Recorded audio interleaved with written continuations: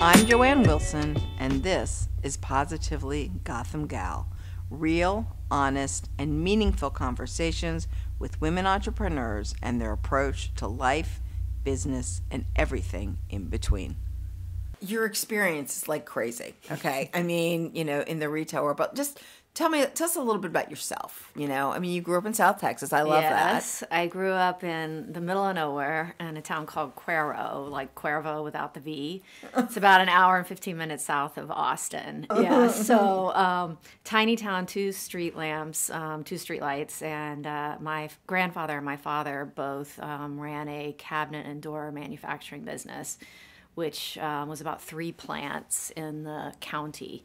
And they employed over 2,000 employees, which was like pretty much the biggest industry. So I grew up in that small town, all about football, and only daughter of an only daughter of, and the other side was an only daughter. It was like a lot of men. And such a male, like, football and owning that business. My grandfather was a fighter pilot in World War II. He flew the hump, like he won some world record for the amount of times he flew the hump. My father was a Silver Star in Vietnam. So it was like South Texas, small town. Americana. Yeah, all those things. And very strong parents, period, and women and men. And so was retail always like the whole... Ridiculous. I am this girl who woke up, as long as I can remember, 6 years of age, trying to draw fashion. Like in my podunk town, sitting, in the backyard, because my mom was like, "You're not coming inside." I was like... and trying to teach myself how to draw and going through magazines. And ironically, Truth, one of the only magazines I could get in the late 70s, 80s was Victoria's Secret catalog. Like that was, there was no internet. There was, we had to drive 3 hours to Houston to go to a mall. Like, so other than getting the flavor of my parents. You got what was delivered in Spam, essentially. Yeah. And exactly. But that was very formative to me. And I can remember at the age of 10, I wanted my own lingerie brand. Like hook, line, and sinker. Everything about me was getting to New York City.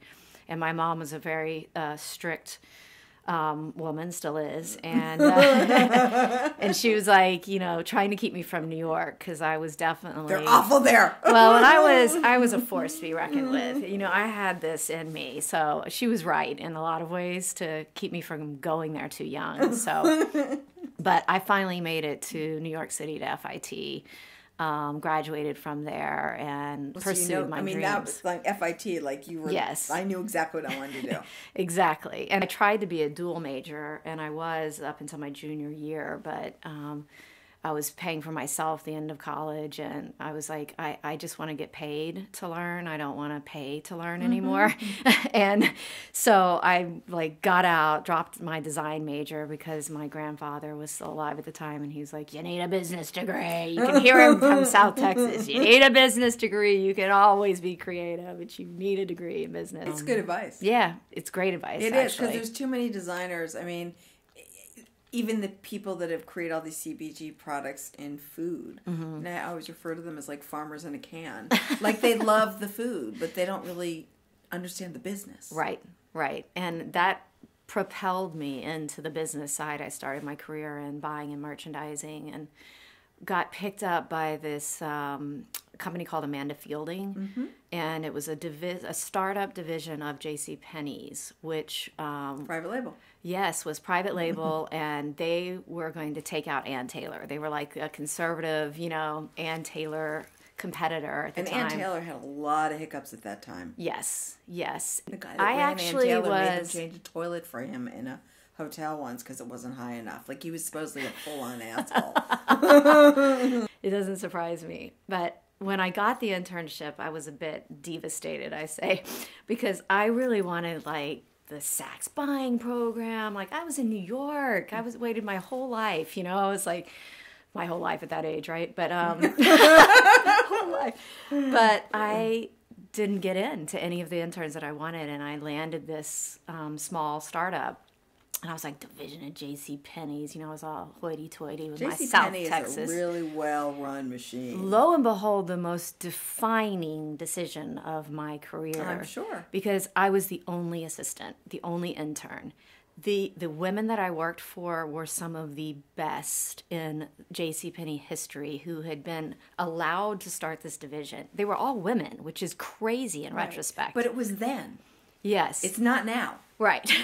It's crazy that they were all women. These women were, at JCPenney's, they were icons. Mm-hmm.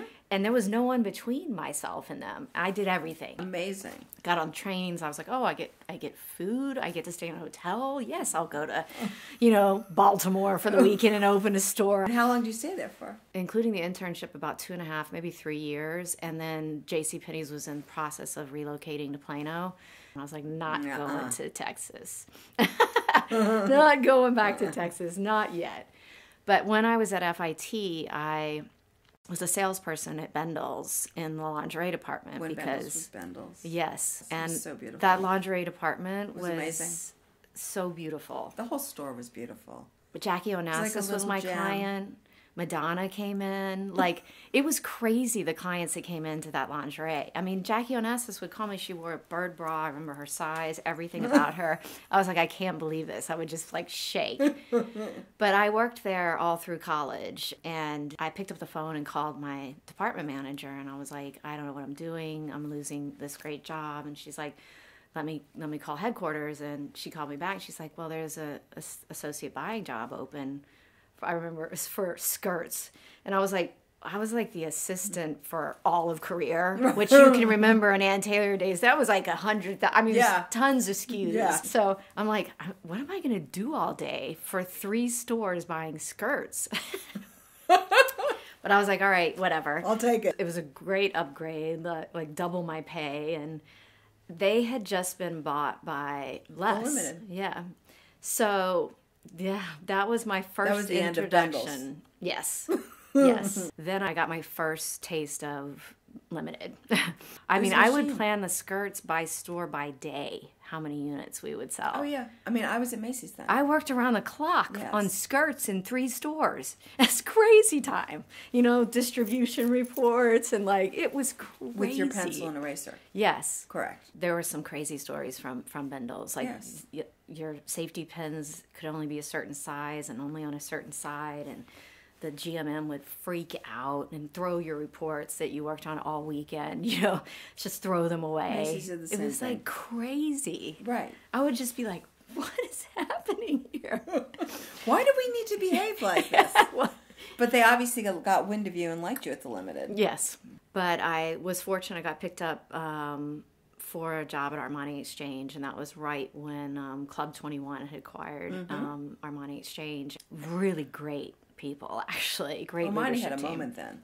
They brought me on, and it was weird because I went from predominantly, both of the jobs I'd had prior were mostly women, and then this one was actually mostly men, and women's was an afterthought at Armani. Armani's all about men's. Yeah, totally. So it ended up being another great step. It was the first, it was a very loving team. Like, the team took care of each other. We worked well together. We were a good kind of competitive, and I learned a lot about denim. I did learn cost open to buy. I was like, world. Cost open to buy? I was like, what? Everything's upside down. The denim world was crazy. Yes, and these guys had just done Gap and Old Navy. They were running circles. I was like, what are they saying? And then Mr. Armani is super hands-on. So we flew to Milan 5 times a year. We That's took the a whole lot. collection. Everything had to be approved by him. Once it was approved by him, then I had to fit everything. There was a woman for knits and a woman for wovens that fit everything that passed through his name. And you think about that. 5 times a year, had to do all this. How do you have a life? Yep. And I started to have those epiphanies then, because at that point I started losing a lot of great female leaders. Divisionals, GMMs, EVPs that were opting out because they were raising kids. They couldn't do it all. And it was like... Not in that division. it was kind of heartbreaking, and I've said it from that point on. I have always said that the great women leave the industry too early, for personal reasons. Yeah, in every industry. Yeah, selfishly was thinking of myself, but you're right. You're 100% right. But and probably even harder in some other industries than fashion. So. And that led me, I got a phone call from a very good friend of mine who was being recruited by Victoria's Secret. And she's like, I need a referral. Will you be my reference? And I was like, sure. And I got on the phone with a headhunter, and a heck of a headhunter, very talented woman. And she was like, you're going to come in and meet this team. And I'm like, I will never work for the Limited again. Never. Famous last words. She did get me in there, and they did have a complete change out. Did you move to Ohio? No, never lived in Ohio. Oh, thank God. Always New York. Okay. So in 2000, I jumped on board Victoria's Secret, heading up direct and merchandising, and which was also an exciting move because it was thought of as a stepchild, but yet it was the future, and being able to work in what was then a $1 billion segment. Oh yeah. of direct. Like nobody had that kind of experience. Yeah, it was incredible. Yeah, so then I learned catalog math. That was another like brain spiral. For sure. Just like the cost per and you page. stayed there 8 years. I stayed at Victoria's Secret total 13 years. Damn. Yep. And I moved out of direct, and I joined right when Sharon Turney joined. And there was a complete change out of leadership, and I worked under Sharon for the whole 13 years I was there. An incredible group of women. Amazing. I was there for the golden years. And so what do you think about what's going on now in Victoria's Secret? I mean, this whole women thing is just, it was like someone gave all of us permission to say, enough is enough. Mm-hmm. And as though there was a big brouhaha, it's still happening. Oh, and it's going to continue to happen. It's going to continue. You have enough retail in your background to know what skeletons are still coming out. It's so amazing many. I worked with a guy, I ran his company, and he would hit on the woman who's answering the phones. Mm-hmm. And she would totally play to him, and I'm sure they were fooling around in the office. Mm-hmm. And he would say things that were so inappropriate to women. And he would never to me. Right. Because I ran his business. Right. And one day I said to him, you're going to get sued. Like, you think it's really funny and cavalier. It's so... You're in a position of power, and so you don't understand what you're doing. Right. And not okay. Not okay at all. But so prevalent, you know that, in all industries. But I mean, Leslie Wexner was, the guy. Yes. Yes, and his team, but really it was Les and Ed Razik, who's all over the news right now, and he's not a nice man. Yeah, shocker.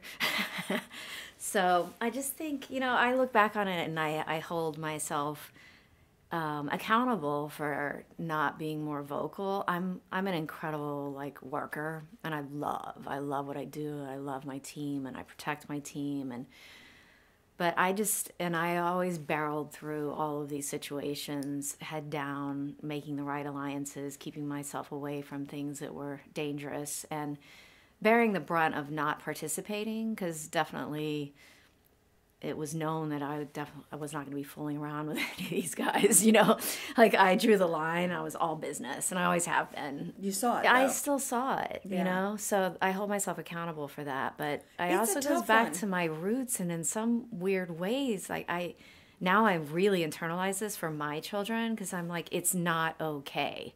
I'll just talk to my girls about, as you should, these are not okay. But it was okay. In the 70s in South Texas, the way I was raised. That was just how it worked. Yeah. I mean, I remember being at Macy's, and I was in this meeting, and all women except for 2 men, and the men were the ones in power. And one of them was literally is the woman who's the buyer is putting stuff on the wall to show it. He was literally literally feeling up her leg and making such a joke of it. And the other one is making these comments, and I remember thinking, sitting there, if you did that to me, I would be like, get the fuck off of me. And I went to HR the next day, and this man, Julian Geiger, said to me, women don't move as quickly as men in this company, and that's just how it is. And I was like, whoa. And of course, I went and said something because I thought that was the right thing to do because I was never very good at corporate politics. And it came back to bite me in the ass because that HR guy went to them and said, Joanne called me and, blah, blah, blah, blah, blah. So at that point, it was like, I'm out of here. Yep, know the feeling.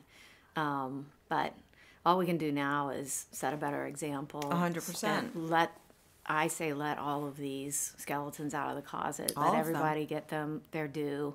It's fair. And let's move forward and change the world. And that's part of the reason all of that pent-up demand in me and all of that energy to start We Are HA, it came from my frustration of 13 plus another 2 years here on the West Coast at Guess. So it was like 13 years of men telling me what I wanted. You're like, I'm for resigning. my panties. I'm for my panties. Yeah, you're like, I'm resigning from that job. Like, no, you don't know what I want. No, you totally don't. And you're not listening to me, the younger generation, or anyone who's telling you, how they feel or what they want, because you've deemed that you know what panties and bras I want to wear. Right. It's crazy. It's crazy. Yes, it is crazy. And, and I wouldn't just be comfortable. Yeah, exactly. Rule number one. Comfort. Rule number one is comfort. Completely. Yeah. So Two what for was me is style, I do for want to sure. feel And you that want to feel style. good about Yep. yourself, but comfort. Yes, number one. So what was the impetus that made you jump?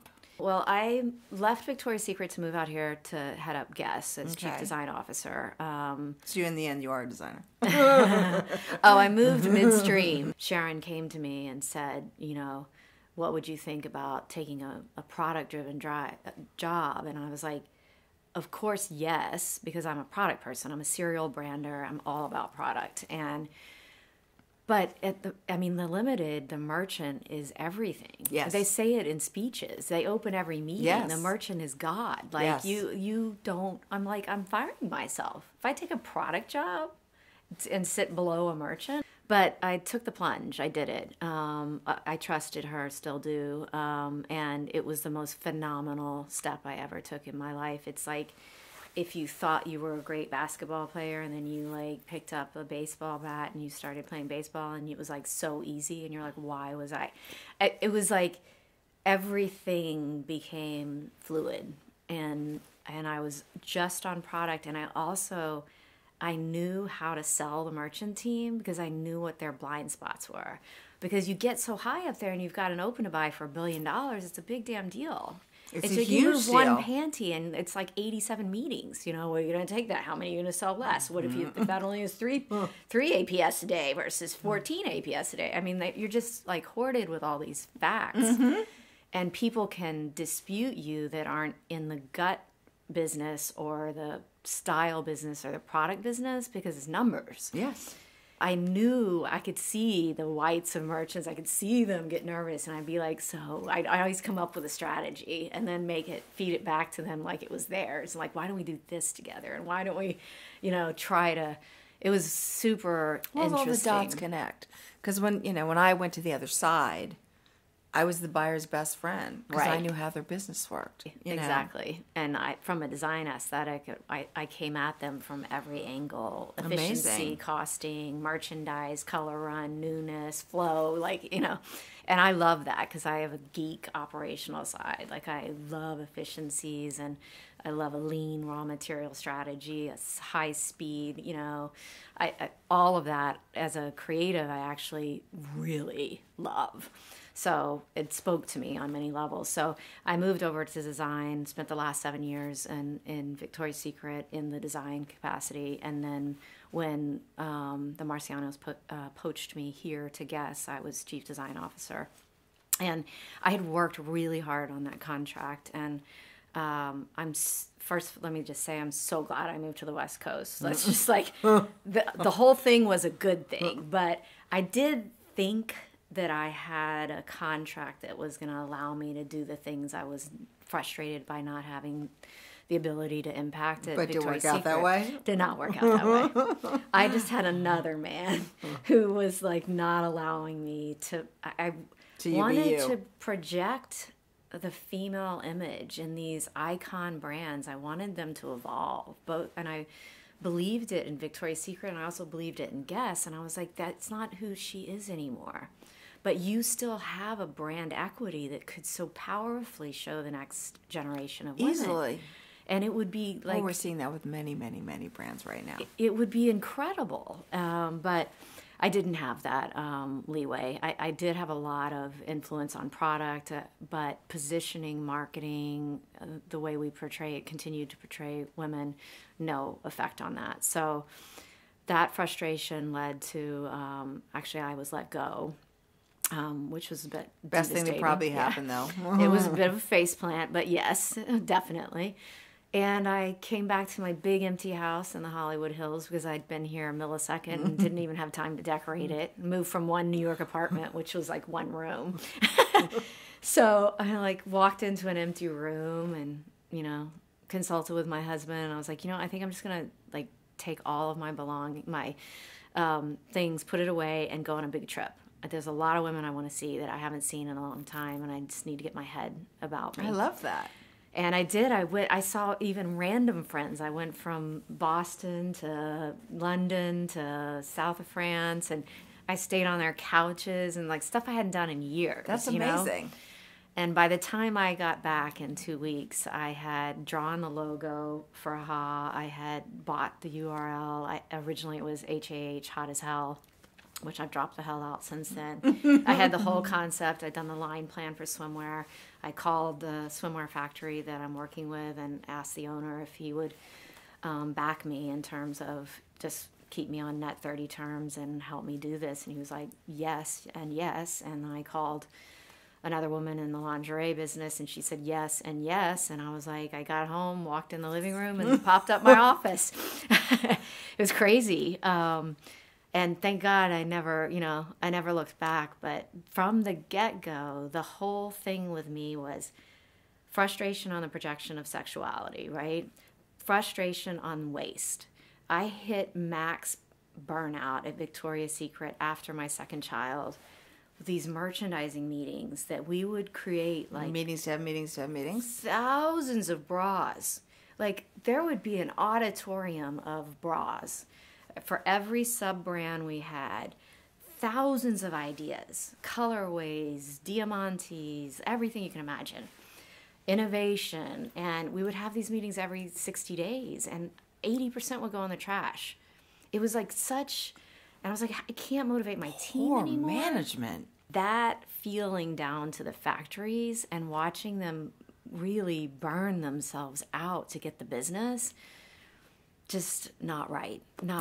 And I was like, you have to be able to create comfortable, beautiful, ethically and environmentally sound product. How is that so hard? And originally why... Obviously it is. Yeah, it is very hard, by the way. It's really freaking hard. Yeah. But that was the whole impetus. Well, that was your mission. Yep. And it still is. Right. Now even more so than ever. And now I know I can do it. I'm past the stage of, is this going to be a reality? I have a lot of other questions. How long before we grow faster? Like, how long will it take us? But I have no question that we're here for the long time. Right. Long Well, term, there is usually this hump that you get over, and it's just like, okay, the foundation's there, and, we can do a little testing here and there, but we know what we're doing. Exactly. There is a path. But also, you never raised any money, did you? I have raised money, okay. Yes. I had never done that before, so it was my first time in my career learning That's a trick, anything too. That is a hell of a trick. It's been such a unique journey, like, to restart my career at this age with my... Oh, more and more women are. Yes, which is encouraging. Yes. It's also very humbling, and I think so big, because I've had thousands of people that report to me. Right. I've had divisions of planners. I have so many things, and like my mind no longer thinks small. Like one of the early criticisms I got when I started to raise money from institutions, when they would meet me, was like, you're too broad. You why did you do 3 categories? Why do you have apparel, lingerie, and swim? And I'm like, because it's me. I have 30 years of experience. I did this line in 6 weeks. I concepted it, brought it to market, it all matched, and went on a runway in Miami in 6 weeks because I can. Right, because that's what you came from. Yeah, you're not talking to somebody who's just dabbling in this for the first time. So I always think big, and I tell my team too, I'm like, okay, if I'm way out there, you guys just have to like reel me in. Yeah. Like I'm self-aware of it, but it's hard to like go back to run 100 pieces. How can I not sell 100 pieces? I haven't written 100 pieces since I was an associate buyer of skirts. Right. Exactly. Like, how can I not sell 100 But also with pieces? technology now, I mean, you can make one item for the same amount as you could make 600. Yes. The only difference is that you need to get fabric for the one versus Right. it's easier to buy for 600. Yes. Yeah, in some cases, but the way we're architecting, we are HAH, which is an important part of our DNA, is like a lean raw material base, short-term dyeing, all digital printing. Like we will be in the future a more of an on-demand business. And be able to turn that inventory quicker on a monthly basis, so and you'll not be shackled so with will you inventory. be completely vertical? I'm not ready to make that decision, but at You'll the know when you very know. least, there has to be a like-minded partner in the supply chain that is wanting eventual circularity Right. as much as me. When you can get to that, it's really major. Yeah, I'm not shy from it, but it's like definitely not in the near future. So out of your 3 categories, which is your best seller? Well, it shakes out differently because the AURs are so different by category. Our apparel's like average price point is $300, so it's runs at about 46% of the volume of our business. But swim is average price point's about $180 for a suit, a set. And that's 28% of our business. And then lingerie is the remainder, but it's 50% of our units because the average price point is $35. Right. So, Right. and that's purposeful. I mean, apparel will always be ancillary and complementary. The lingerie and swimwear and sleepwear, which we're launching next week, is the long-term business model. It's highly projectable. It's very repeatable. You know, That's awesome. How old are your daughters? 8 and 10. And what do they think about like this? It's been so cool to have them watch things be created. Totally. you That know? their mom created this out of And nowhere. they're of course like a little bit more anti-fashion and trying to be cool, and they're a different generation. Yeah, and highly influenced by Billie Eilish right now, which is cool. I love her. I took them to see their first concert. She played at the Greek, and I was like, "We're going." They were like a little bit too young. It was just last year, but still, the Oh my 8-year-old God. was like falling down. I was like, "Okay, Mommy really wants to see this."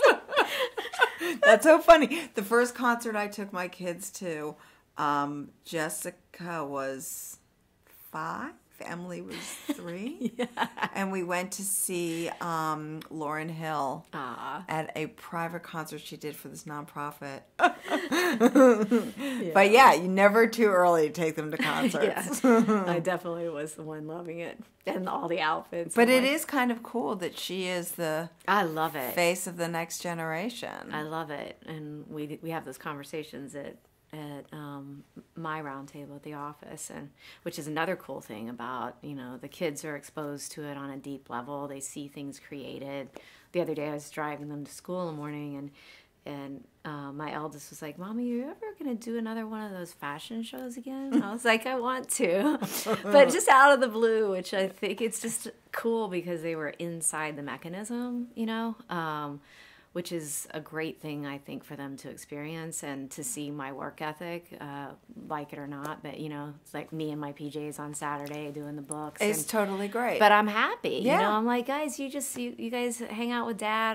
I swear I'll put it to you. Can set your alarm. You can come get me, so that's been good. And the other thing that I was going to mention about youth that's been precious in the move from corporate to entrepreneur is that I get to sit next to the team that is 25 to 30. I sit next to them. There's no VPs, directors, I'm like living them. So I can read their eye contact when I'm pitching them something that we're creating an email, a photo campaign, this. And I've worked really hard to What's intimate? to have their confidence in me, but it's another You don't get that in corporate. No. You're on another and floor. And then I'm like, yeah, that's another reason why big companies get out of touch with the next They generation. get totally.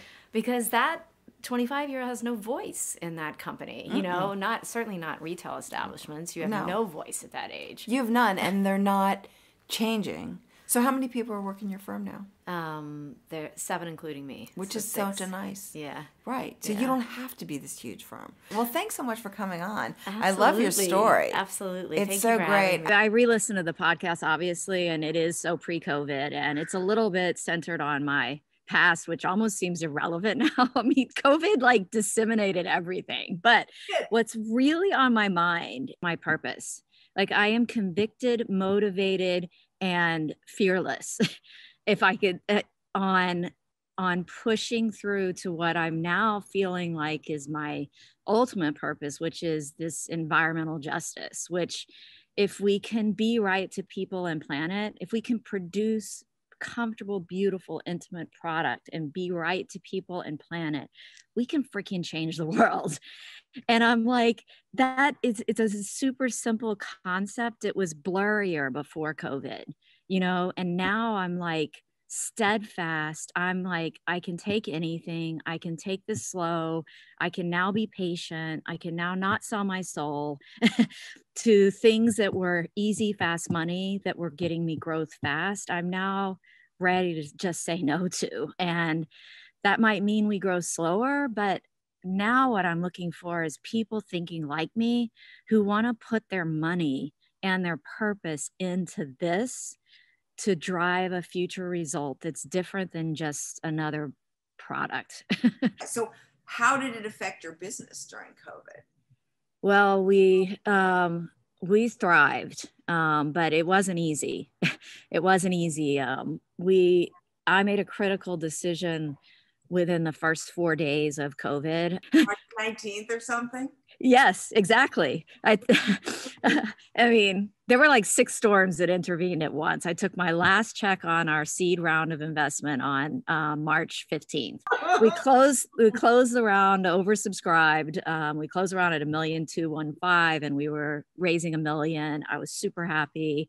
That happened. We closed the office on 3/14 and I pushed out remote work in California. California shut down like on the 20th. And then we received $1.2 million in cancellations for the month of March from our wholesalers. Yes. Yeah, that happened. And I'm not joking that the number matched exactly the raise. You can't make that up. You cannot make that up. So I had my, 48 hours of panic and kind of, what are we going to do? And then I assumed that we were going to take our greatest loss in swimwear because I'm like, nobody can go anywhere. Vacations are canceled. Summer is over. The last thing any woman's going to want right now is swimwear. And that is where I had taken a huge cancellation and also inventory just hit. So we went live online with like a virtual sample sale. And I slashed everything to like easy price points. And it happened to occur and we put advertising dollars behind it. And I didn't know what to do, but I was like, I know we had a couple $1,000s left on our Amex. We had a couple, and I was like, just put it all in advertising. Let's just go on sale, put it on advertising. What I didn't know, I did that out of desperation because I'm like, it's sitting in a warehouse or it's going out the door. So I need cash. And what happened was all the huge retailers around the world, every big name in the world that owns internet advertising, stopped advertising. Yes, Some of them even shut down. I mean, even alcohol companies, but I guess they didn't need to. Right, exactly. we would come to them. But net, we picked up 450% in new customers. Our CAC went down, our customer volume went up. The fact that we happened to take markdowns meant it sold out the door, it converted immediately. And we flipped the business model in 60 days from what was wholesale led to e-com led. And we're now quarter to date, end of Q3, we're up 20% on last year. And then the year end, we're projecting more modesty at a 10% increase. But we managed to hold the business flat for all intent and purpose. We flipped it to e-com led. And we are able to then decide too what partners we actually want to go forward with in wholesale, which was super liberating to me. Super liberating. And I could stop doing the things that I was doing to take the fast cash on a wholesale front, and start doing more of what we believed in. I mean, even when we think about the first podcast we did and enter into this, like, yeah, you've always been a survivor, right? And so you figured out what to do when shit hit the fan. Right. And then like with any business, a little bit of luck, you know, I mean, 100%. Right. Yeah, absolutely. to be absolutely honest, because I just thought like we need cash across the table. Like that's all I could think of was, and we took a really aggressive measures on expenses, but we took them all within 10 days. You know, I have a great board. I got on the phone with them. They were relentless with me in the best kind of way. You know, I took what I thought was great cuts. They were like, you're not even awake. You need to cut another. So we did it. We did it together, and that saved us. So, but that goes back to like conviction. Like, I know we're here to stay. So you want me to go, if the forces at Bay want me to go slow, I'll go slow, but we're going to do this. We're capable, you know? We've seen this everywhere in all the businesses, just walking the streets, who's going to survive and who's not. Right. How about personally? How has it been for you personally with kids and moving, being in LA? I mean, it's just such a roller coaster. We're solid. The family's solid. The homeschooling has been an absolute bitch. I never wanted to be a teacher. I never wanted to be this involved. I'm a person who loves her work, loves to see the kids off, support them, let them find their place in the world, help them. But homeschooling has been ridiculous. Honestly, that has been the absolute hardest pill to swallow. And it fills you with a great amount of sense of failure, because our heads are just wired that like, I want them to have interaction with kids. I want them to be growing in that. I can't give them that. I can't even give them great help with what they're doing, like that's the only facet of my life where every day I'm like, damn, that is just, I wish I could do better, We've heard from so many friends and seen them where they just, the whole, helping your children is just it's a nightmare. And, we always walk away like, oh my God, thank God our kids are adults. Like, we don't have to deal with that. And I have kids under 13, they're not now 9 and 11, but I see my friends who have kids who are in high school and they're having social difficulties and from being isolated. But anyone in high school is able to manage their calendar, get their homework done, get on the computer, get on, self-manage themselves, even socially, even if it's virtual. But when you have kids below that, they're lost. They're lost. So anyway, we move forward, we do our best. And I do look forward to them being able to socialize again. I miss that for them. I walked by a school yesterday and they were all outside doing gymnastics, it was obviously PE, teaching them. Everyone had a mask. They were all social distance to a degree. And certainly as you get older, we all don't hang on each other like that. Right. At that age or like even younger, there's this like, all your guards are down and you're just like, oh, I love you, Right. And, right. It really made me sad.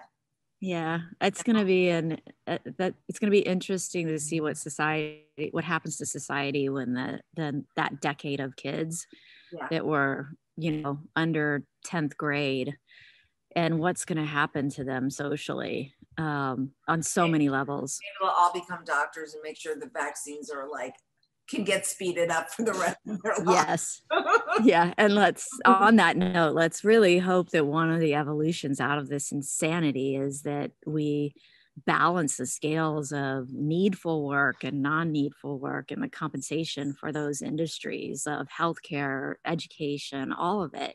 You write a ton about it, and I'm super passionate. I'm like, why is this world so unfairly subsidizing and appreciating and paying the very things that uphold and make a society better and stay alive. It's crazy.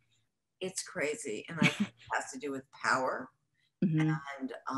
And I hope that we have reached that mesa, and all those people that have got us there are going to fall down into an abyss. Yes.